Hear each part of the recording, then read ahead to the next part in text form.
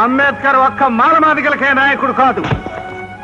కమ్మకి, కాపుకి, రెడ్డికి, ఎట్టికి, యానాదికి, హిందువుకి, ముస్లింకి, క్రైస్తవుడికి మనసున్న ప్రతి వారికి నాయకుడు అంబేద్కర్.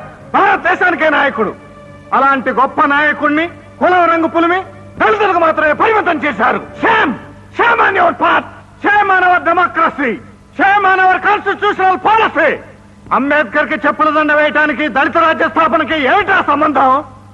రే రే రే నువ్వు ఎవరు అని అడిగితే నేను కమ్మని, నేను రెడ్డని, నేను మాలని, నేను బ్రాహ్మణని చెప్తున్నాడే గాని నేను మనిషిని ఒక్కడనే చెప్తున్నాడా? చెప్పొద్దురా. కాస్ట్ ఫీలింగ్ తో కొట్టుకుని తావండి. కులాల వారిగా విడిపోయి మతాల వారిగా పొడుచుకుని కమ్మ జిల్లా అని, రెడ్డి మండలం అని, మాల రాష్ట్రం అని గాంధీ గారిని ముక్కలు చేసినట్టే దేశాన్ని కూడా ముక్కలు చేసేయండి.